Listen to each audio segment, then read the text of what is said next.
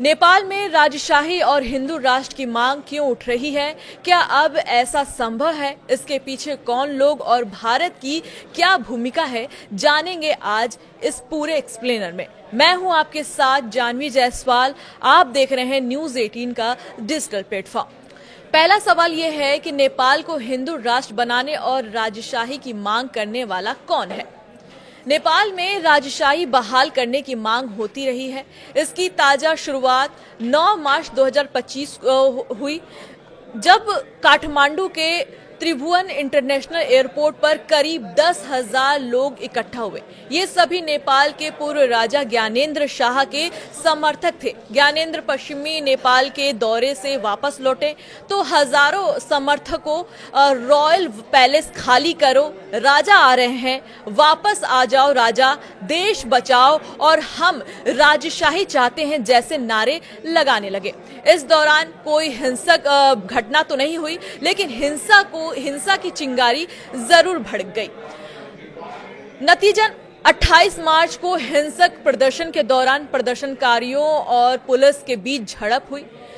तिनकुने में इस एक इमारत में तोड़फोड़ की गई और उसको आग के हवाले कर दिया गया। प्रदर्शनकारियों ने पुलिस पर पथराव भी किए, जिसके जवाब में सुरक्षा कर्मियों को आंसू गैस के गोले दागने पड़े। इस घटना में 2 लोगों की मौत हो गई। प्रदर्शन राष्ट्रीय प्रजातंत्र पार्टी के नेतृत्व में हो रहा था, जिसे नेपाल के पूर्व राजा ज्ञानेन्द्र शाह के समर्थन हासिल है। नेपाल में इस हिंसक झड़प के लिए लोकतंत्र समर्थक पार्टी ने पूर्व राजा ज्ञानेन्द्र शाह को जिम्मेदार ठहराया। अब नेपाल में प्रदर्शनकारियों की 2 प्रमुख मांगे हैं। पहला, राजशाही व्यवस्था की बहाली।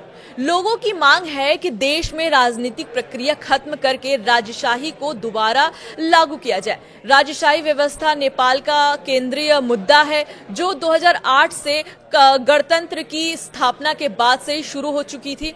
दूसरा कि हिंदू राष्ट्र की मांग। नेपाल की करीब 81% हिंदू आबादी की मांग देश को हिंदू राष्ट्र घोषित कर देना चाहिए, जैसे कि राजशाही के समय था।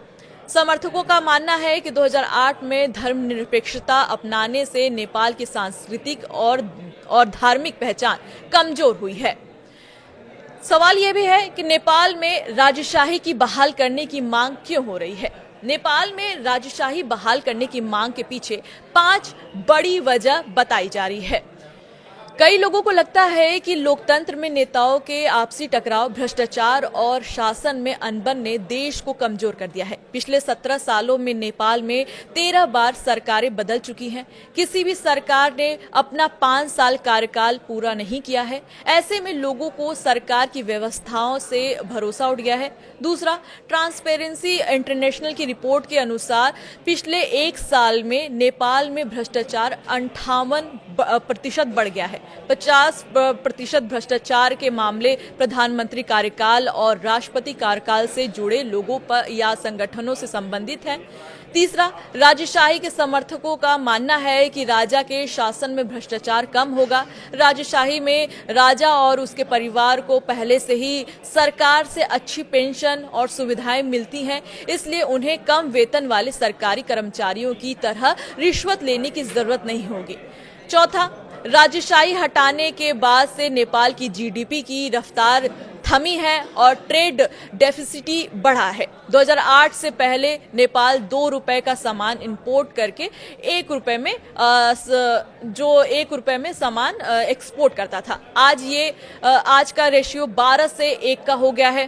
पांचवा, नेपाल सरकार की रिपोर्ट के मुताबिक 2023 में देश में बेरोजगारी दर 12.6% रही, यानी 2018 से 2023 तक देश की बेरोजगारी दर 1.2 का इजाफा हुआ। 2023 में एवरेज हर महीने 65,000 युवाओं ने देश छोड़ा है। काम की तलाश में उन्होंने देश छोड़ा और बाहर गए। 3 करोड़ आबादी वाले देश के लिए यह बहुत ही बड़ा नंबर साबित हो सकता है। राजशाही समर्थक का मानना है कि संसद में अलग अलग राजनीति दलों में मतभेद के कारण देश का विकास नहीं हो पा रहा है। एक बटी हुई संसद आमतौर पर कोई एकतरफा फैसला नहीं ले सकती है। वहीं एक राजा तेजी और अकेले किसी भी फैसले को आसानी से नहीं ले सकता। तीसरा सवाल यह है कि अगर नेपाल में राजशाही लौट आई तो क्या लोकतंत्र खत्म हो जाएगा? राजशाही दो तरह की होती है। पहला, निरंकुश राजशाही राजा या रानी के पास विधायकी कार्यकाल को न्यायिक शक्तियां होती हैं। उनकी इच्छा होती है कि कानून व्यवस्था बने। कानून बनाने के लिए शासन चलाने और न्याय देने की योग्यता होनी चाहिए। इसमें संसद, संविधान या जनता द्वारा चुने गए प्रतिनिधियों को कोई भी भूमिका नहीं नजर आती है। राजा की शक्तियों को सीमित कर देना या निरंकुश राजशाही में शासक दावा करते हैं कि उनकी शक्ति ईश्वर से प्राप्त हुई है, जिसमें उनकी सत्ता को चुनौती देना पाप या अपराध माना जाता है। दूसरा, संवैधानिक राजशाही।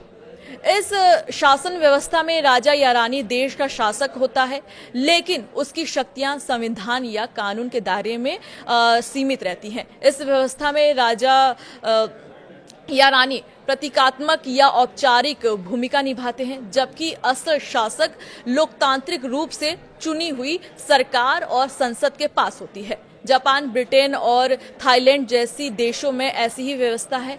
वहीं जानकार का कहना है कि अगर नेपाल में राजशाही लौटता है तो लोकतंत्र खत्म हो जाएगा।